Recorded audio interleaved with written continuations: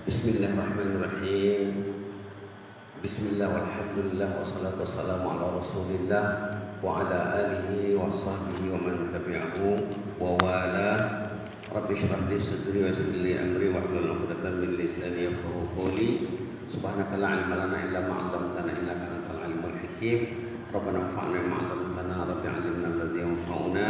Rabbi faqihna wa faqih ahlana wa ahbabana wa jami'al muslimin wal muslimat. Alhamdulillah,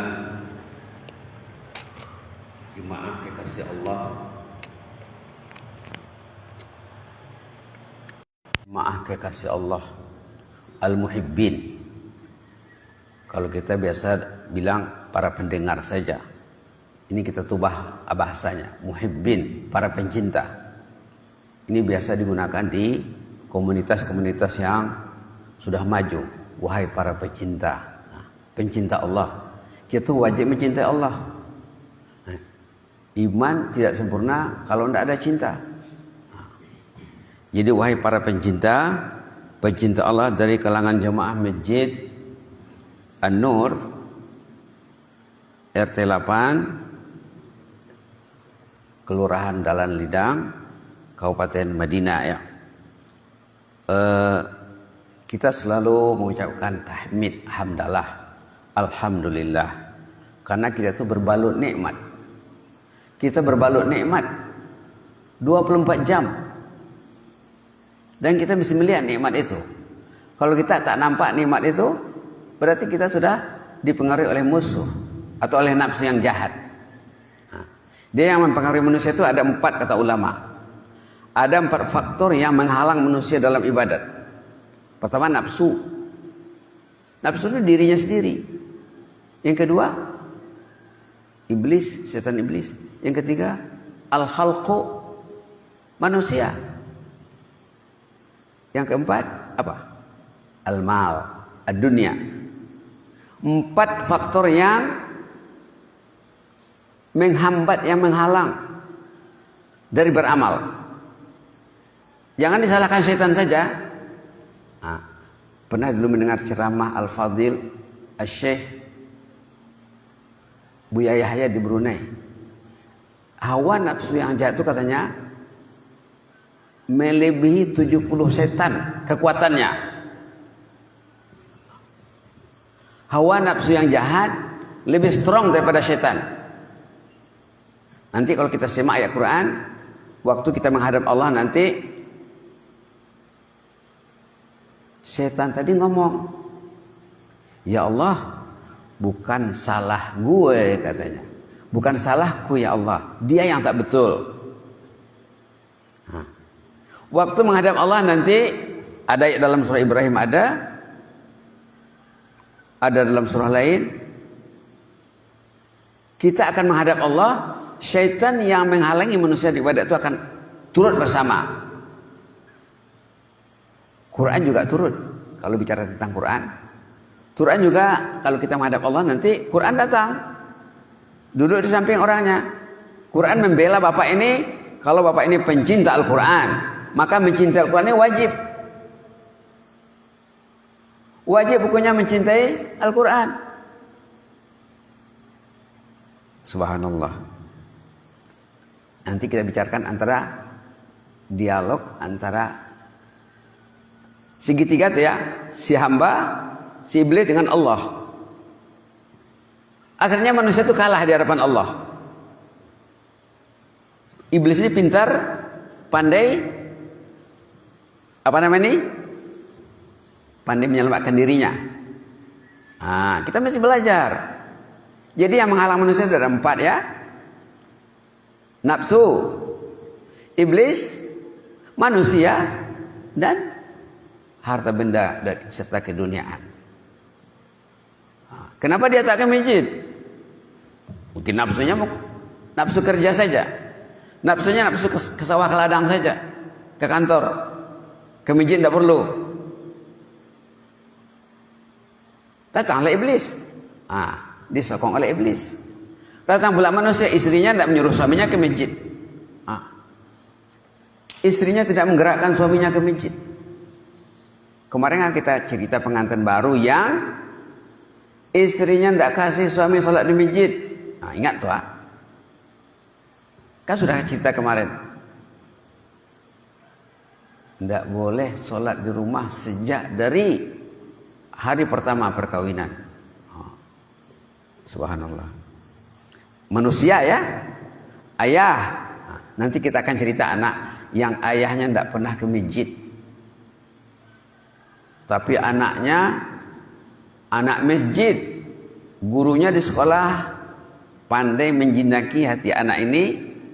Akhirnya anaknya pergi sembahyang ke masjid. Umur 7 tahun, kelas 1 SD. Dia pergi ke masjid, masjidnya jauh. Mungkin dari sini ke Torikul Jinan sana. Dia tidak berani pergi sendiri. Dia pergi mengikuti tetangga, jiran tetangga. 1 hari, 2 hari, seminggu, 2 minggu, sebulan, 2 bulan. Entah berapa lama dia mengikuti ompong-ompong, nenek-nenek, kakek-kakek. Tiba-tiba kakek itu meninggal. Nangis dia, nangis. Ya Allah, nangis. Ditanya ibunya, ayahnya, kenapa menangis nak? Itu kakek itu meninggal. Itu kan bukan kakekmu loh. Iya, bukan kakekku, tapi dialah temanku ke masjid selama ini. Kalau ayah meninggal aku tidak perlu menangis. Begitu anak tuh, imannya sudah strong. Songoni nangalian, songoni dubaya. Begitu nak. Iyalah. Kalau ayah yang meninggal aku tidak menangis. Ayah tidak ke masjid. Tengok masjid itu penuh subuh ya. Ayah tidak ke masjid. Oh nak, kalau begitu besok kita sama-sama ke masjid lah. Itu faktor yang ketiga. Faktor yang keempat, tahulah ya. Tarikan ke dunia ini semua orang keluar di pagi hari mencari rupiah, mencari duit, mencari sesuatu nafsi. Tapi ke masjid nak mengisi kekosongan ilmunya, tidak dipikirkannya. Apa kata Yahya bin Mu'az? Ada seorang ulama zaman dulu namanya Yahya bin Mu'az Ar-Razi. Anak Adam itu kerdil katanya. Naporanan katanya. Naporanan dabo. Manusia miskin anak Adam. Anak Adam itu kerdil. Kalau dia takut kepada azab neraka, seperti takut tidak makan, pasti dapat surga. Kata siapa? Yahya bin Mu'az Ar-Razi. Kita mesti tahu Quran serba sedikit, hadis serba sedikit, kata-kata hikmah, kata-kata ulama, sejarah kita mesti tahu. Kalau Quran tak ada, hadis tak ada, kata-kata hikmah tak ada, sejarah orang saleh tidak ada, jadilah hidup meraba-raba. Bulan Ramadan pun tak ke masjid. Itu bukan meraba-raba lagi, sesat. Bukan meraba-raba lagi. Meraba-raba itu masih mencari-cari, belum tahu jalan. Dulu saya pernah jumpa jemaah di Brunei. Dia orang luar. Dia ingin ketemu. Telepon, Ustaz, saya nak konsultasi dengan Ustaz, bisa ketemu enggak? Bisa. Kapan dan di mana? Ketemu nanti sholat asar di Masjid Jami' Asri Sultan Hasan Al-Bolkiah, masjid termegah di Brunei. Pernah nampak gambarnya yang kubah emas itu? Kita nanti ketemu di masjid Pak ya? Iya. Pergilah ke masjid. Tidak ada dia. Tidak datang dia. Saya pulang ke rumah. Datang dia ke rumah. Encik, janji tadi macam mana encik? Bukan tidak boleh encik datang ke rumah. Encik setuju untuk jumpa di masjid. Allah Ustaz katanya. Tidak nampak jalan ke masjid itu Ustaz katanya. Tidak nampak jalan ke masjid. Rumah nampak jalan tak tentu, lagu dapet, suara hilang, kata orang Minang. Orang Minang tu ya, hadis Minangkabau tu. Rumah nampak jalan tak tentu. Ni dah ada bagasi, ni bila jalan. Sini maksudnya di Godang, Pampak. Di jantung kota Bandar Sebrigawan, masjid megah. Masjid Jami' Asri Sultan Hasan al-Bolkiah. Diajak jumpa di situ. Tidak datang dia. Dia orang luar ya, bukan orang Brunei. Kenapa Cik? Tidak nampak jalan Ustaz. Ada bank di situ, ada supermarket di situ, di sampingnya nampak jalan ke sana katanya. Berapa ramai anak-anak kita, saudara kita, pemilik kita, tetangga kita, jiran kita yang tidak nampak jalan ke masjid. Saya teringat kata-kata Umar bin Khattab. Apa kata Umar? Umar waktu dia jadi khalifah, kalau ada kambing yang mati telantar di Irak katanya. Dia kantornya di Benidah. Jauh tuh dari Madinah ke Irak. Kalau ada kambing yang mati telantar di Irak, di Baghdad, di tebing sungai Furat, saya bimbang nanti saya akan kena tanya di hadapan Allah. Itu kambing. Jangankan manusia yang tidak ke masjid lagi. Manusia yang tidak ke masjid ini, Departemen Agama akan ditanya nanti. Menteri akan ditanya nanti. Bupati akan ditanya nanti. Sekarang yang terkait, kullukum ra'in wa kullu ra'in mas'ul an ra'iyatihi. Subhanallah. Subhanallah. Kita tadi nak baca hadis dalam kitab Imam Ghazali. Apa katanya di sini ya? Itu pemanasan saya dari tadi ya.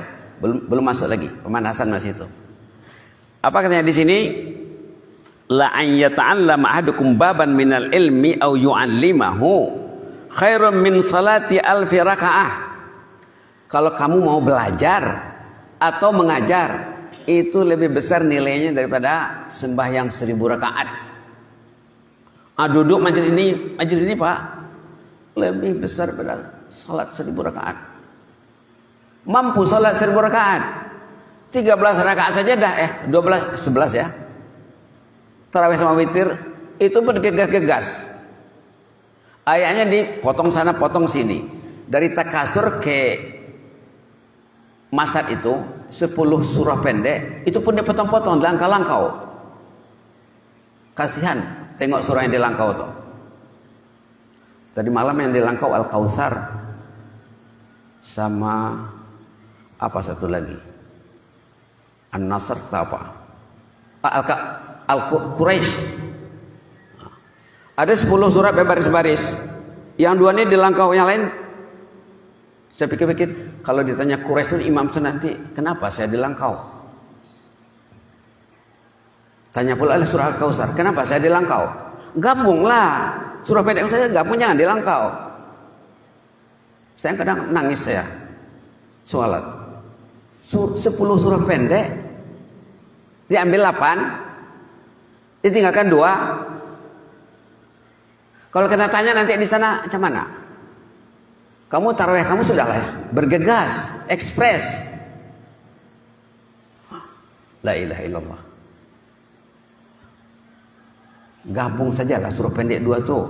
Contohnya baca takasur, Al-Hakumut Takasur, campur, tambah dengan Al-Asr, baru Allahu Akbar, baru rukuk. Orang sejuz semalam, 1,5 juz semalam. Komunitas yang maju baca ayat salat tarawih 1 juz. Nanti mereka qiyamul laili baca 1,5 juz, 2,5 juz satu malam dalam salat. Kita kena bandingkan ya komunitas kita dengan komunitas mereka. Salat tarawihnya sejuz, mereka salat 20 rakaat. 1 halaman 1 rakaat. 20 rakaat sejuz. Belum lagi witir. Ada yang 1,5 juz tarawihnya. Ada yang jam 2 datang lagi ke masjid, qiyamul lail, dibaca ayatnya 1,5 juz. Jadi masa kita untuk mengevaluasi ibadat kita ya. Kata Imam Ghazali apa? Hadis sebenarnya ini, tapi dalam buku Imam Ghazali, la an yata'allama ahadukum baban minal ilmi aw yu'allimahu khairun lahu min salati alfi rakaah.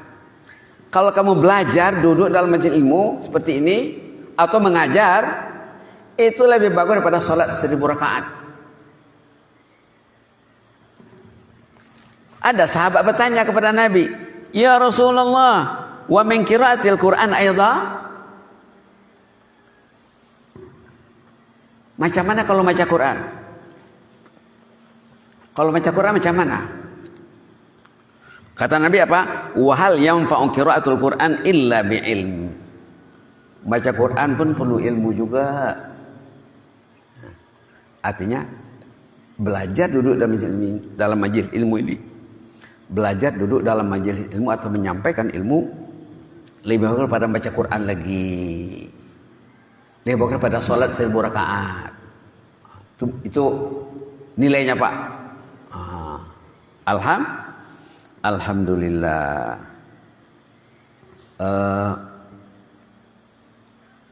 Tadi sebenarnya yang mau dihidangkan yang kelanjutan pagi kemarin tentang cerita orang meninggal dunia. Ada buku tadi kemarin disebut satu buku namanya La Tahzan, karangan Dr. Al-Qarni. La Tahzan patut ada di rumah setiap umat Islam. Itu buku motivasi supaya kita semangat hidup ini, supaya hidup ini nampak jelas dan terang. Patut ada buku ini. Buku itu judulnya La Tahzan, jangan sedih. Artinya kalau kita baca buku itu, kesedihan kita akan hilang, insyaallah. Dulu ketika saya pernah bolak-balik antara Malaysia Brunei. Jadi sampai di Brunei ada jemaah minta tolong carikan buku itu di Kuala Lumpur. Tolong carikan saya buku. Dia judul bahasa Inggrisnya Don't Be Sad.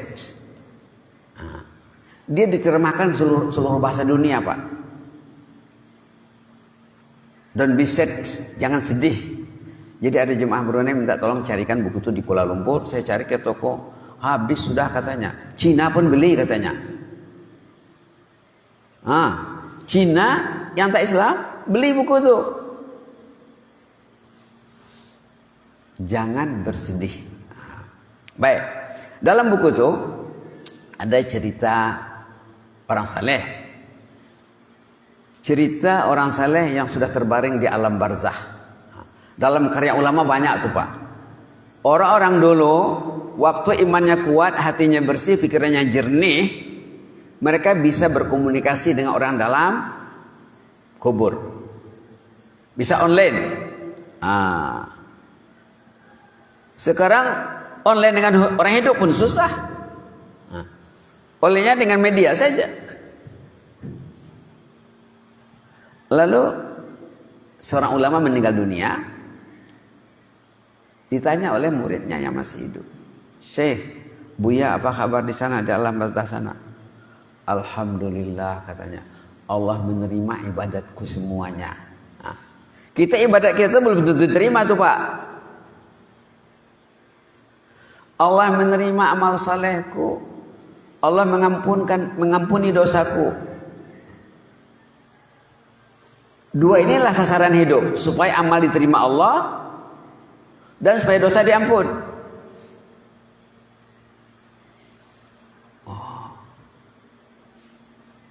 Jadi kata murid yang bertanya tadi, apa rahasianya dan apa nasihat Tuan Guru, nasihat Buya, Tuan Syekh untuk kami yang masih hidup nih?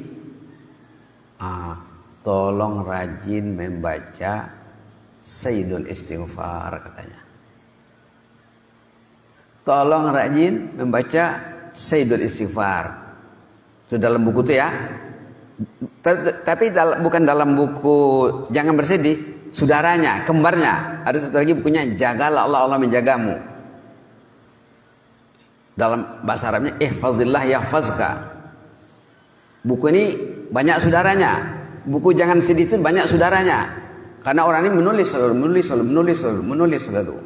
Jadi salah satu bukunya judulnya Jagalah Allah, Allah Menjagamu. Dalam buku Jagalah Allah ini ada cerita orang yang meninggal tadi. muridnya ketemu dalam mimpi.